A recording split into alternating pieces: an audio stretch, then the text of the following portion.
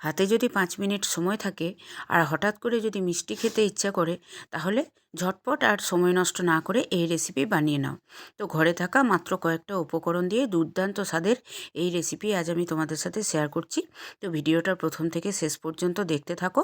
ভালো লাগলে অবশ্যই একটা লাইক কমেন্ট করে দিও। আর আজকে আমার ভিডিও যারা প্রথম দেখছো, তারা অবশ্যই চ্যানেলটাকে সাবস্ক্রাইব করে দিয়ে পাশে থাকা বেল বাটন ক্লিক করে নোটিফিকেশান অল করে দিও। বাই দ্য ওয়ে, আমি অঙ্কিতার মা, জিভে জল বাই অঙ্কিতা চ্যানেলে তোমাদের সবাইকে স্বাগত। তো দেখো, প্রথমেই যেটা করব সেটা হচ্ছে 1 কাপ মতো চিড়ে, এখানে মোটা দানার চিড়ে আমি ব্যবহার করছি। তো 1 কাপ মতো চিড়ে জলের মধ্যে খুব ভালোভাবে কচলে কচলে আমি ধুয়ে জল ঝরিয়ে নিয়ে ওর মধ্যে 1 চামচ মতো গাওয়া ঘি আমি মাখিয়ে রাখছি। রেসিপির প্রথমেই যেটা এটা করে নিতে হবে, চিড়েটাকে ধুয়ে এর মধ্যে ঘি মাখিয়ে খোলা অবস্থায় কিছুক্ষণের জন্য রেখে দিতে হবে।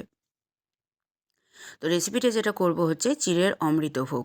মাত্র 5 মিনিটেই খুব কম উপকরণ দিয়ে কম সময়ের মধ্যেই বানিয়ে নেওয়া যায়। তো দেখো, কড়াইয়ের মধ্যে এক্সট্রা ঘিটা দেওয়ার পর কিছু কাজু, কিশমিশ, আমন্ড আমি নিয়ে নিয়েছি। এখন ওই ঘিয়ের মধ্যে হালকা করে একটু ভেজে নিচ্ছি। তো তোমরা এখানে শুধু কাজু কিশমিশ ছাড়া আরও বাদাম থাকলে দিতে পারো, পেস্তা থাকলেও দিতে পারো, কোনো অসুবিধা নেই। আমার হাতের কাছে এই 3টে উপকরণ ছিল, আমি 3টেই দিলাম। তো দেখো, খুব ভালোভাবে আমি একটু ফ্রাই করে নিয়ে একটা বাটির মধ্যে তুলে নিয়ে ওর মধ্যে দিয়ে দিচ্ছি জল। যেহেতু এখানে দুধ দেব, তো তাই ঘিয়ের মধ্যে ডাইরেক্ট যদি দুধটা দিই কেটে যেতেও পারে। তো তাই প্রথমে একটু সামান্য জল দিয়ে টেম্পারেচারটা কমিয়ে নেওয়ার পর কিন্তু আমি লিকুইড দুধ এর মধ্যে দিয়ে দিলাম। এখানে আমি গরুর দুধ ব্যবহার করছি। তোমরা চাইলে কিন্তু ডেয়ারি দুধ বা আমুল দুধও ব্যবহার করতে পারো।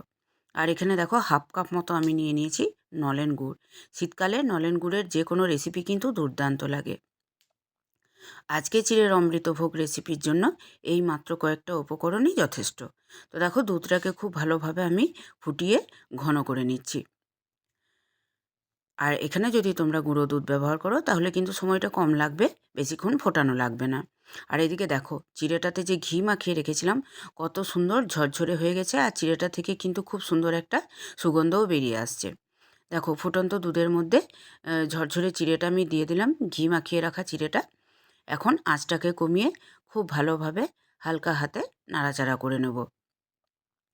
কম আঁচে খুব ভালোভাবে ঘন করে নিতে হবে, ফুটিয়ে ফুটিয়ে চিড়েটাকে খুব ভালোভাবে নরম করে সেদ্ধ করে নিতে হবে। আর মোটা দানার চিড়ে কেন নিতে বলছি বন্ধুরা, এতে করে কিন্তু খুব নরম সুসিদ্ধ হবে, আর দেখতেও বেশ দানা দানা থাকবে, ভালো লাগবে দেখতে। আর পাতলা দানার যদি চিড়েটা ব্যবহার করো, সেক্ষেত্রে কিন্তু গলে একদম কাদা কাদা হয়ে যেতে পারে, ভালো লাগবে না। তো দেখো, দুধটা খুব ভালোভাবে ঘন করে ফুটিয়ে নিয়ে চিড়েটাকেও খুব ভালোভাবে ফুটিয়ে নিয়েছি, প্রায় সেদ্ধ হয়ে এসেছে।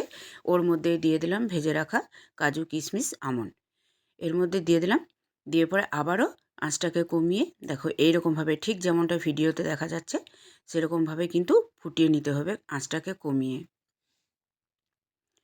আঁচটা যদি বাড়িয়ে রাখা হয়, খুব তাড়াতাড়ি দুধটা ঘন হয়ে আসবে, চিড়েটা কিন্তু সেদ্ধ হবে না। কম আঁচে কিন্তু এইভাবে নাড়াচাড়া করে করে সেদ্ধ করতে হবে। দেখো, এখানে আমি খুন্তিতে তুলে দেখিয়ে দিচ্ছি চিড়েটা কতটা নরম হয়েছে, খুব ভালোভাবে লক্ষ্য করলেই বুঝতে পারবে। দেখো, একদম গলে গেছে, কিন্তু চিড়েটা গোটা গোটা দানা দানা আছে।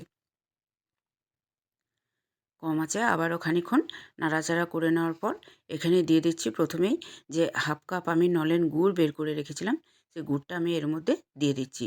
তোমরা চাইলে কিন্তু অবশ্যই চিনি ব্যবহার করতে পারো, কিন্তু এখানে শীতকালে চিড়ের এই অমৃতভোগ রেসিপিটাতে আমি গুড়ের ফ্লেভারটাই চাইছি, তাই আমি নলেন গুড় দিয়েই বানালাম। তোমরা চাইলে চিনি, মিছরি যে কোনো কিছু দিতে পারো, কিন্তু নলেন গুড় দিয়ে এই রেসিপিটা দুর্দান্ত লাগে। একবার হলেও বানিয়ে দেখো এবং অবশ্যই আমাকে কমেন্ট করতে ভুলো না। তো আমার আজকের রেসিপি কেমন লাগলো সেটাও কিন্তু কমেন্ট করতে ভুলো না।